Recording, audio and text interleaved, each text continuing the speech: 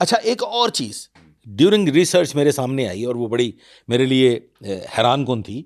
वहाँ पे बड़ी भयानक किस्म की गेम्स भी हुआ करती थी, मौत और ज़िंदगी की गेम्स जिन्हें कह सकते हैं। उस आइलैंड पे बड़े बड़े जो लोग थे, बिलियनर्स, उनके लिए वहाँ पे तकरीबात मुनक्कद की जाती थी जिसमें मौत का खेल भी दिखाया मौत जाता का खेल भी दिखाया जाता जैसे हम था। मुख्तलिफ नेटफ्लिक्स पे सीजन्स देखते हैं।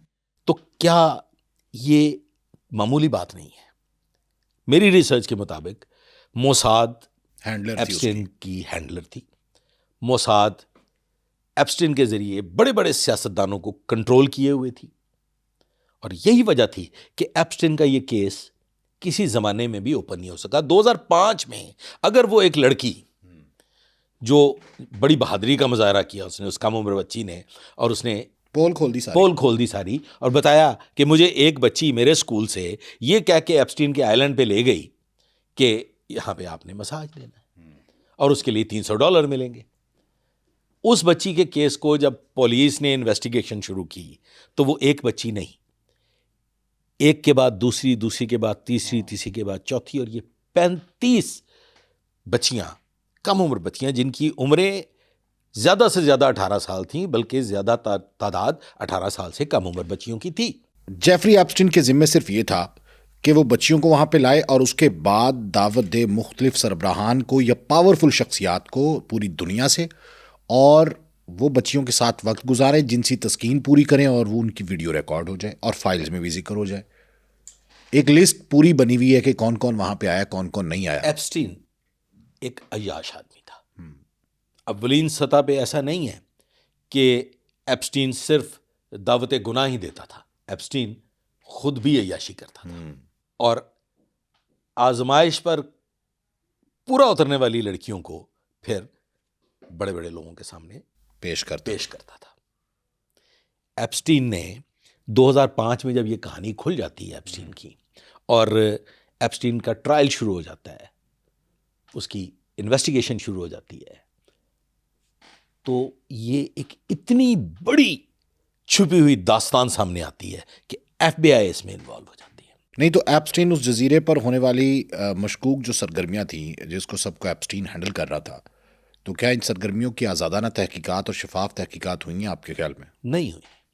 उसकी वजह यह है कि मैंने इसीलिए इसको अनड्यू प्रेशर है। नॉट इवन अनड्यू प्रेशर, बल्कि ये तो सारे का सारा शाखसाना ही एक प्लान्ड गेम थी। तो किसने प्लान किया? Power game, Mossad. Once again मैं कहूंगा, मेरी रिसर्च में बार बार मोसाद का नाम सामने आया। या आपका मफरूजा हो सकता है, इसे आप मफरूजा कह सकते हैं या इसे आप वो सीक्रेट इन्वेस्टिगेशन कह सकते हैं जो FBI पे भी भारी हो गई। FBI से आगे जा नहीं सकती, ज़ाहिर है, मोसाद तो बहुत बड़ी एजेंसी है। FBI ने कभी भी उन फाइल्स को पब्लिक करने के लिए कोई कदम नहीं उठाया। हाँ, 3 साल तक तो ऐसे फाइल्स पड़ी रही, पिछले दौरे हुकूमत में भी, ट्रंप के आने के बाद हुआ, क्योंकि ट्रंप पर उंगलियां उठने लग अब गई। एक सवाल है कि एप्स्टीन क्या इतना पावरफुल था कि 2008 में डील के तहत उसे जेल भिजवाया गया और 18 माह की उसे ये कैसा प्ली बार्गेन डील थी जिसमें जो जिन लोगों के साथ जुल्म और ज्यादती हुई है, जिनके जिस्मों से खेला गया, वो तो इस डील में शामिल नहीं थे। आपको पता है ये डील क्या थी? ये डील थी जनाब कि ये केस एक बोझ है, इस पे गवर्नमेंट का पैसा बहुत ज़्यादा खर्च होगा और इसमें से निकलने का कुछ नहीं है। It is just a simple case of sex. अच्छा, अब कहा जाता है इसे सेक्स ट्रैफिकिंग। तो ट्रैफिकिंग कहाँ हुई? कोई नाम आए सामने? बिल्कुल नहीं। चंद नामों के अलावा वो सारे का सारा जो नेटवर्क था वो क्या खुल सका? बिल्कुल नहीं खुल सका। तो मैं ये कहूंगा कि 2008 में जो डील हुई उसमें भी बड़ी एजेंसी का अमल दखल शामिल है। उस वक्त के अटॉर्नी जनरल जो थे, उस अटॉर्नी जनरल ने ये कह के ये केस को मज़ीद इन्वेस्टिगेशन से और मज़ीद इंक्वायरी से और मज़ीद अदालती मामला से निकाल दिया कि इसमें कुछ नहीं रखा हुआ और उसे 18 माह की सज़ा हो जाती है। 18 माह से भी उसको फिर मजीद उसमें कमी वाक़ हो जाती है, 5 माह की सज़ा उसकी माफ़ हो जाती है, 13 माह सज़ा वो भुगतता है। और कितना पावरफुल होगा कि जिस जेल में वो था, it was a super 5 star जेल, हाँ, हर सहूलत उसे मुहैया थी। और वहां से वो सिर्फ रात को सोने के लिए आता था, वो अपने ऑफिस भी जाता था, हाँ, वो दिन भर अपनी लग्जरी लाइफ गुजारता था, और फिर रात को एक लग्जरी होटल में आके सो जाता था। 5 माह की कैद काटी समझे 13 माह में से, क्योंकि वो 24 घंटे तो बाहर रह सकता था हफ्ते में। हाँ, मतलब 12 घंटे तो कम से कम वो अपने दफ्तर में दफ्तर में गुजारता था, बिल्कुल ऐसे। और फिर रात गए आके वो और गैलन से ही मुलाकात करते रहा वो। गैलन से मुलाकात करता रहा। मैं अपनी अय्याशी की जिंदगी से कतई तौर पे दूर नहीं गया।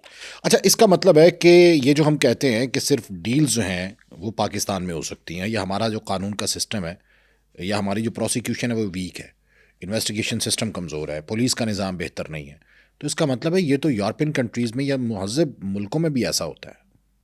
सर, ये एक अलग से स्टेट है, ये एक अलग से सिस्टम है। जेफरी एप्स्टीन एक अलग से स्टेट का नाम है, जो इल्यूमिनाटीज बाकायदा एक दज्जाली सिस्टम, वो कार फरमा है। यानी जेफरी एप्स्टीन का ताल्लुक दज्जाली सिस्टम इल्यूमिनाटी से था। इल्यूमिनाटी से था। इल्यूमिनाटीज तकरीबन दुनिया के तमाम ममालिक में पाए जाते हैं, और उन्हें हायर किया जाता है, उन्हें नवाजा जाता है। मैं वो नाम नहीं लेना चाहूँगा। अगर आप हमसाया मुल्क के बड़े बड़े अदाकारों में, एक का नाम तो आ गया माइकल जैक्सन का, तो माइकल जैक्सन की ही लेवल के कई एक फनकार इसमें आज के मौजूदा बट दौर दे आर के। नॉट रिगार्डिंग सेक्स ट्रैफिकिंग और गर्ल्स ट्रैफिकिंग, यू नो। देखें, गर्ल ट्रैफिकिंग इसमें तो गर्ल्स और सेक्स इन्वॉल्व है ना। सर, इल्यूमिनाटीज का जो फंक्शन है, जब आप अपनी एक इंसानी हद को क्रॉस कर देते हैं, तो फिर आप उस दुनिया में दाखिल हो जाते हैं जो अनकंट्रोल्ड वर्ल्ड है, जिस पे किसी का कंट्रोल नहीं है, किसी एक ऐसे का कंट्रोल है जो खुद को सुप्रीम समझता है। तो इसका मतलब है जेफरी एप्स्टीन जो है वो सुप्रीम समझता था, और उसको मज़ीद ताकतवर बनाने के लिए बहुत से हुक्मरानों की बलि दी गई है। यस, बिल्कुल दी गई। डोनाल्ड ट्रंप की भी तस्वीर उनके साथ है, वो तो खैर वो कहते हैं देखिए, मुतनाज़ा हो गया था। कुछ भी मुतनाज़ा नहीं है। आज तक अगर एप्स्टीन फाइल्स ओपन नहीं हुई तो उसकी वजूहात यही हैं। ये पाकिस्तान नहीं है ना सर, ये ओपन होंगी, आज नहीं तो कल, कल नहीं तो आइंदा आने वाले वक्त में। क्योंकि अमेरिकन्स जो हैं, अमेरिका में इस वक्त एक आग लगी हुई है।